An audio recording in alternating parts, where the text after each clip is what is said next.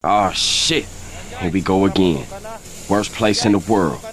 Ayan guys, tinawagan na naman tayo. Madaling araw pa naman ito guys. So yung duty natin tumawag sa atin na ito, nagsitagasan na naman yung mga tubo natin. Another puyat na naman ngayon tayo dito guys. So dito tayo ngayon sa purifier room guys. At chinecheck natin kung anong mga tumatagas dito. Kasi bagong gising tayo dito, madaling araw to nangyari. Sobrang lamig pa naman ngayon kahit dito sa engine room. Sobrang lamig guys, pumutok yung linyada. So ayun, yung fresh water lang naman guys ng purifier yung mga nag-leak guys. So na-isolate din namin kagad yun. At ayun, meron na namang tumagas dito sa central cooling naman to guys. So medyo malaking tubo to. At yung check namin dito, na biak yung nasira yung gasket sa flange guys. So as per piping diagram guys, na check namin dyan na yung isolation hindi mapara kasi nasa cooling siya ng DG. So kung ipapara namin yung DG, mabablock out yan guys. So mawala ng ilaw at temporarily emergency generator yung tatakbo. So napagdesisyon na namin as per advice din ng chief engineer, since gasket lang naman yung problema, so lagyan lang ng mabilisan lang na trabaho to. So angat konti yung flange, tapos ay singit ng bagong gasket, tanggal ng luma, singitan ng bagong gasket guys. So yun, hawak-hawak namin dyan yung plate na support para para mabilis pumasok yung gasket, yung parang guide siya guys. Naligo na lang kami dito habang trabaho dito. Di bali nang mabasa, tapos ng lahat ng mga tagas dito sa purifier room. Hey guys, ayos na. Oh, Marka lang sa kuda. ito guys, no spirit kanina. Ito, walang para-para guys. Abot na no, basa. Kaya patas guys. Oh. Basa guys. Wala. Wala naman. Cold weather guys. Sa ice area pa more. Woo! Alright, tara pahinga guys.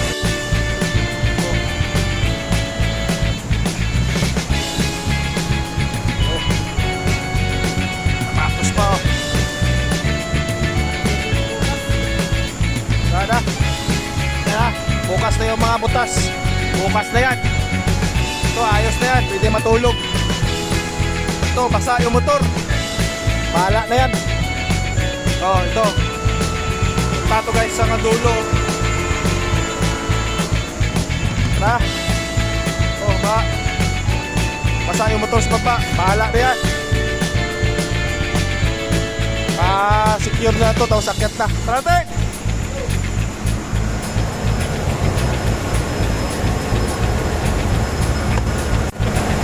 Yan guys, Diego Israel.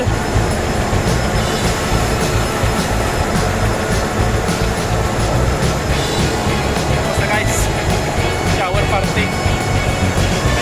Shower party! Shower party! At natapos na nga yung ating overtime dito dahil sa emergency. So nabasa-basa tayo dyan, pero ayos lang, at least na-rectify natin at nakapagpahinga din ng kaagad pagkatapos ma-rectify yung mga sirit at tagas ng tubig doon. What's up guys? So tapos na tayo magbihis.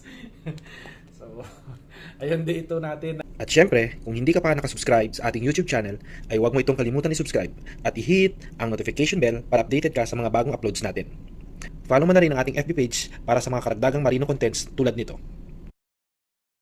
At dahil nag-overtime tayo kaninang madaling araw, so nagising tayo ng alas 10. Ganito ang itsura. Good morning. So ito kaagad ang nagbungad pagkatapos kagabi. So alarma kaagad ito, 440 low insulation. So unang trouble agad, umagang umaga. So 440 low insulation. So tingnan natin guys.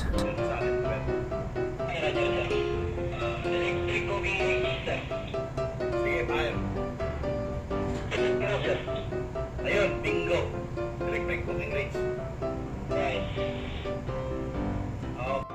So dito 440 yung low insulation guys. So akala namin yung mga nabasa na motor kaninang madaling araw yung alarma, kasi walang biglaan yung pagsirit ng tubig, nabasa yung mga ibang motor na tumatakbo.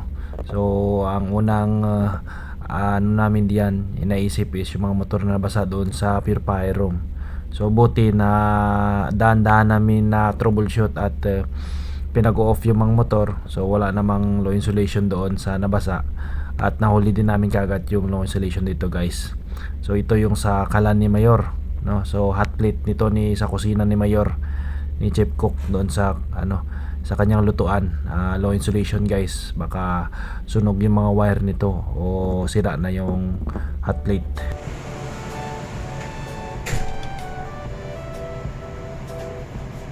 Open na naman sa Mayor ng okay range niya. Pina-on niya ba yun? Hindi, wala kasi nasabihan sir. Lagyan mo ng tab. Pag-akyat mo na lang mamaya na yours yung sabihan mo lang yan. Insulation na naman.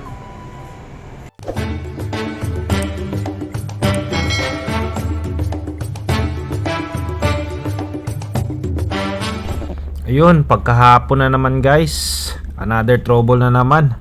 Tinawag na naman tayo ni second engineer dito sa machinery niya. Mahirap daw paikutin yung compressor niya guys. So nang problema siya, bakit anong nangyari, nag-alarm siya na trip yung compressor, at nung pinara niya hindi niya mapaikot yung flywheel ng kanyang compressor na naka-standby kasi tumakbo to bigla eh. Ayun, inadvisean ko siya na isilipin namin yung piston dyan sa may lagayan ng high pressure intake tsaka delivery valves ng compressor, para masilip namin kung may bali ba na piston ring o anong makita dyan sa loob ng piston. So ayun, chinek namin at chinek ko na rin, na confirm ko na okay naman lahat. So pinabalik ko na sa kanya. So naikot na rin naman kaagad yung piston dyan guys. So chinek ko na lang ulit dito kung baka may bali din na or ma-stuck up yung high pressure valve. So dyan tinusok-tusok ko yan ng screwdriver yung high pressure delivery valve tsaka intake valve ng compressor nya. So dito since baguhan dito si engineer, so chinek ko kung paano siya magbalik na cover. So inobserbahan ko siya kung tama ba yung ginagawa niya. Ayun, tinuruan ko rin naman siya. Kaya tinanong ko kung may torque yung gamit. So may torque naman daw. So ayun, tinanong ko kung ilan. So pinakita niya naman kung ilan yung torque na paghigpit ng mga bolt sa cover niya guys. So ayun, ito ang tamang paggamit guys ng torque. So pinapakita natin kay segundo guys. Higpit na? Luwag ko! Wag! Ito guys, sa paggamit ng torque wrench guys. So dito, para hindi sumobra, maghigpit at hindi mabali yung mga bolt at tamang higpit lang as per instruction manual. So hintayin natin mag-click yung torque wrench. So dalawang beses mag-click or isang beses, okay na yan, no? Tamang paghigpit na yan at huwag sumobra.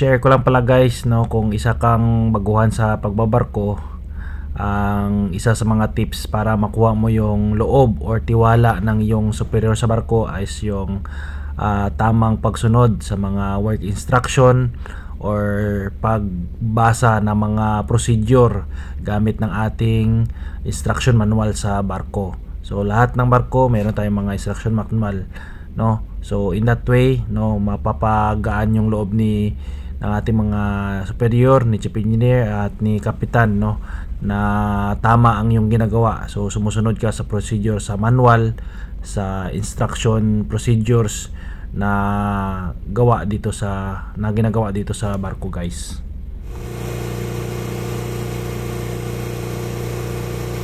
So So balik na tayo guys dito sa compressor. So ayun, pinatakbo na namin after mabuksan at normal parameters naman lahat at ayun, normal ampere na lahat. What's up guys? So we are back again at day 3. So day 3 at snow pa rin tayo guys. Yung dagat natin medyo natunaw na. Kaninang umagat ko guys, puno ng yelo yung paikot ng barko. At ngayon medyo natunaw na siya guys kasi bumaba yung air temperature daw. Tumaas yung air temperature. Medyo nag-positive. So medyo natunaw guys. So ayun, day 3 natin guys. Share ko lang, trouble na naman kanina. So yung paggabi guys na pumutok na tubo, inayos na namin kanina. Tapos ayun, yung nangyari naman kanina, nag-trouble yung insulation. So inisip namin yung mabasa ng mga motor doon. So in-off yung mga insulation, mga motor sa 440 guys kasi bagsak yung insulation meter ng 440 volts.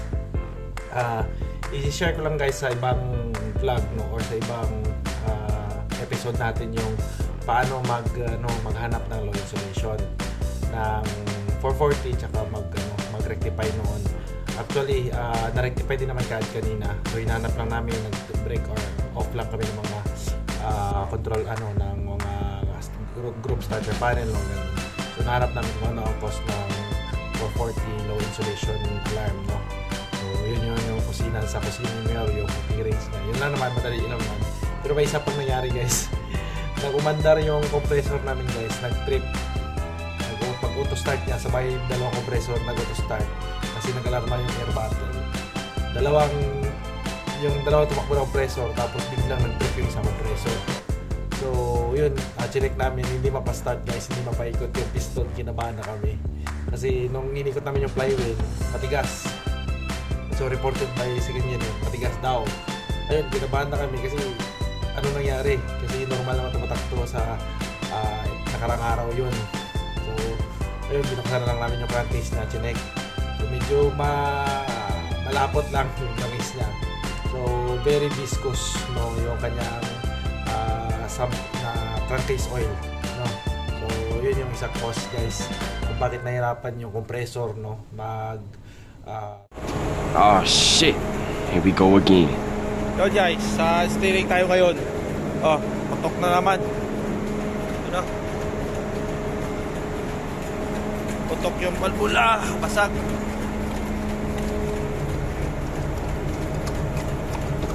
Basag. Basag na. Dahil sa sobrang lamig.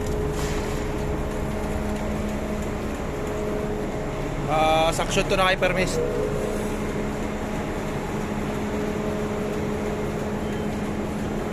Basag na rin.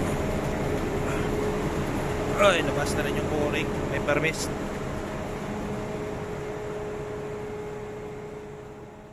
And so isa na namang trouble guys. So dito na tayo sa steering gear room at yung ating hypermist guys.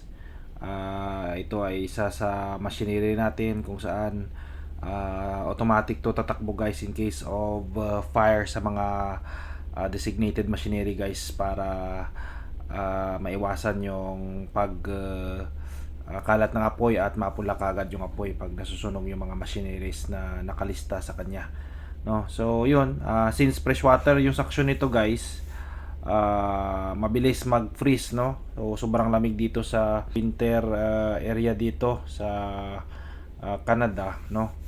Mabilis mag-freeze yung mga freshwater. So hindi ito namin na drain kasi emergency equipment kasi ito. So nilagyan ko lang ng mga I-lamp to, pampainit sa mga tubo at sa kanyang linyada para hindi mag-freeze kaagad yung tubig dyan sa linyada niya. Since sobrang lamig talaga, hindi kaya. So yun, kitang-kita naman, no, kahit sa tubo niya guys, nag-yellow. Tanggal lang namin dito guys lahat ng mga yellow at dagdagan ng panibagong I-lamp, no, na pampainit sa linyada niya guys para hindi mag-freeze ulit. So dito, tatanggalin lang namin dito yung mga yellow, tsaka palit gasket, tsaka yung nasira na balbula dyan guys. Ubusin din namin na palitan yung lahat ng gasket tsaka yung balbula. So yun pinadagdagan ko na ng ilaw, tapos yun Naka-standby yung ibang ilaw na pandagdag dyan.